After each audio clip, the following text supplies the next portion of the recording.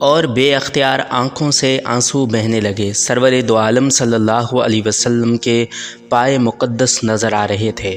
سلطان عادل نے مضطرب ہو کر اپنے دونوں ہونٹ قدم مبارک پر رکھ دیے۔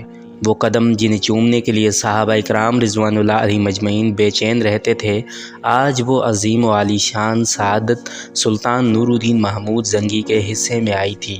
اے اللہ، میں گناہگار اس قابل تو نہیں تھا۔ سلطان عادل نور الدین محمود زنگی حضور صلی اللہ علیہ وسلم کے پائے مقدس سے آنکھیں مل رہے تھے اور زارو قطار رو رہے تھے۔ پھر جب سلطان عادل کا چہرہ آنسوؤں سے دھل گیا تو انہوں نے آخری بار سردار انبیاء صلی اللہ علیہ وسلم کے مقدس قدموں کو بوسہ دیا اور الٹے پاؤں واپس لوٹے۔ پھر جب سرنگ سے باہر آئے تو سارے امراء اور گورنر مدینہ اپنی اپنی جگہ ساکت و جامد کھڑے تھے۔ پھر جب ان لوگوں نے سلطان نور الدین محمود زنگی کی سرخ آنکھیں اور آنسوؤں سے بھیگا ہوا چہرہ دیکھا تو پریشان نظر آنے لگے۔ پھر گورنر مدینہ کے استفسار پر سلطان عادل نے بس اتنا ہی بتایا کہ وہ دونوں شیطان سرنگ کھود کر میرے آقا نامدار صلی اللہ علیہ وسلم کے مقدس قدموں تک پہنچ گئے تھے۔ یہ سن کر تمام کے تمام لوگوں کا خون کھول اٹھا، مگر نور الدین محمود زنگی نے انہیں ضبط و تحمل کی تلقین کی اور دوبارہ مجرموں کو اپنے روبرو طلب کرنے کا حکم جاری کیا۔ اب ان کے لیے کوئی راہ فرار نہیں تھی، مجبوراً انہیں اعتراف کرنا پڑا۔ اے سلطان محترم، ہم دونوں یہودی ہیں۔ ہم اپنی قوم کی طرف سے تمہارے پیغمبر صلی اللہ علیہ وسلم کا جسم عطر چرانے پر مأمور ہیں۔ ہمارے نزدیک اس سے بڑھ کر کار ثواب کوئی اور نہیں ہے، لیکن افسوس تم نے ہمیں اس وقت گرفتار کر لیا جب ہمارا بہت تھوڑا کام باقی رہ گیا تھا۔ اگر ہمیں 2-3 دن کی مہلت مل جاتی تو ہم اپنے مقصد میں کامیاب ہو چکے ہوتے۔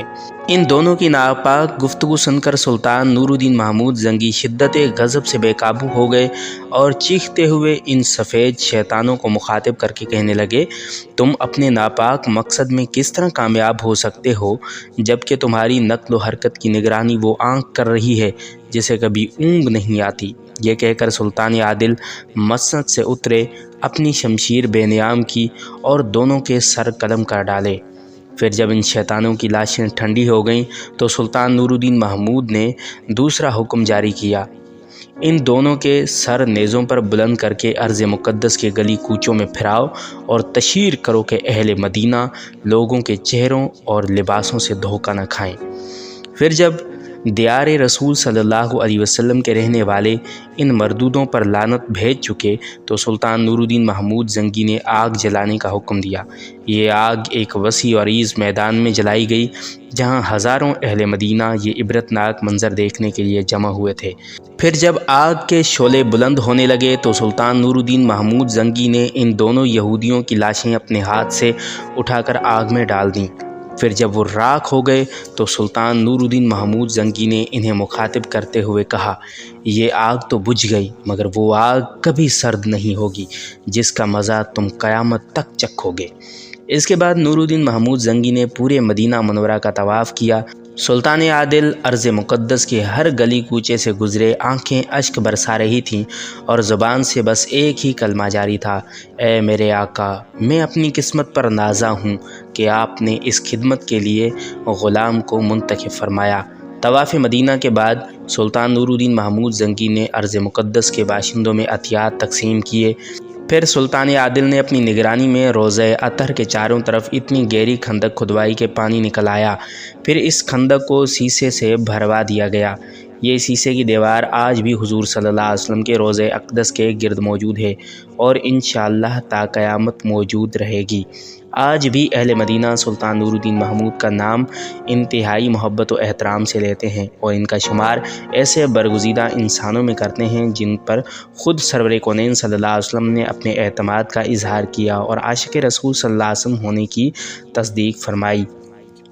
یوسف صلاح الدین نے یہ واقعہ بہت قریب سے دیکھا تھا، اس لیے اس کے دل و دماغ پر گہرے اثرات مرتب ہوئے۔ قیام مدینہ کے دوران ایک دن سلطان نور الدین نے بھی اسے مخاطب کرتے ہوئے کہا تھا، یوسف، تم اور اسد الدین شیر کو میرے دست و بازو بھی ہو اور میرے رازدار بھی۔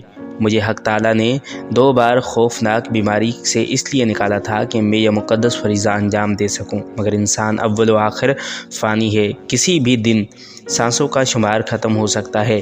اس لیے میری یہ نصیحت ہمیشہ یاد رکھنا کہ ملت اسلامیہ اس وقت تک سکون نہیں پا سکتی جب تک یہود و نصارہ اس زمین پر موجود ہیں۔ ہم فتنہ و فساد پھیلانا نہیں چاہتے، مگر اپنی سرحدوں کی حفاظت کے لیے ہمیں مسلسل جاگنا ہوگا تاکہ اہل ایمان سکون کی نیند سو سکیں۔ میرے محترم قارئین، اس واقعے کو جس کو ہم نے 3 ایپیسوڈز میں بیان کیا، سلطان نور الدین محمود زنگی کے خواب کا واقعہ کہ حضور صلی اللہ علیہ وسلم کی زیارت نصیب ہوئی، اور اس کے بعد نبی صلی اللہ علیہ وسلم نے نور الدین کو کہا کہ 2 شخص مجھے ستا رہے ہیں، اور پورے واقعے کو ہم نے 3 ایپیسوڈ پر مشتمل کیا۔ حقیقت یہ ہے کہ یہ واقعہ من گھڑت ہے، اس کا تاریخی اعتبار سے کوئی پس منظر نہیں، تاریخ میں کبھی یہ واقعہ رونما نہیں ہوا، اور یہ نور الدین محمود زنگی ہی کی طرف نہیں، بعض دوسرے سلاطین اسلامیہ کی طرف بھی منسوب ہے۔ لہٰذا یہ واقعہ شروع سے لے کر آخر تک ایک من گھڑت واقعہ ہے۔ نہ تو مدینہ منورہ میں کبھی کوئی ایسا واقعہ پیش آیا، اور نہ ہی کوئی خندق کھودی گئی، نہ ہی شیشے کی دیوار چاروں طرف نبی صلی اللہ علیہ وسلم کے روضے کے ارد گرد ڈالی گئی۔ یہ ایک من گھڑت اور بے سند واقعہ ہے جس کا حقیقت سے کوئی تعلق نہیں، اور تاریخ اسلام اس واقعے سے خالی ہے۔ جس کسی نے بھی اس واقعے کو سلطان کی طرف منسوب کیا ہے یا حضور صلی اللہ علیہ وسلم کی طرف، اس نے بدترین خیانت کی ہے۔ بہت سے خطبہ اور بہت سے خطیب اس واقعے کو مزے لے کر بیان کرتے ہیں، لیکن ان کو اللہ سے ڈر جانا چاہیے کہ روز آخرت اس کا جواب دینا ہوگا۔ بے شک سلطان نور الدین محمود زنگی اس بہتان عظیم سے باعزت بری ہیں، جبکہ یہ واقعہ سلطان نور الدین محمود زنگی کے 100 سال بعد وجود میں آیا، اور اس نے تاریخ میں جگہ پکڑی، اور بڑے بڑے خطبہ اور بڑے بڑے مفتیان اکرام نے اس کو اپنی کتابوں میں لکھا، حالانکہ سر سے لے کر پیروں تک یہ پورا کا پورا واقعہ جھوٹ کا پلندہ ہے۔ السلام علیکم ورحمۃ اللہ وبرکاتہ۔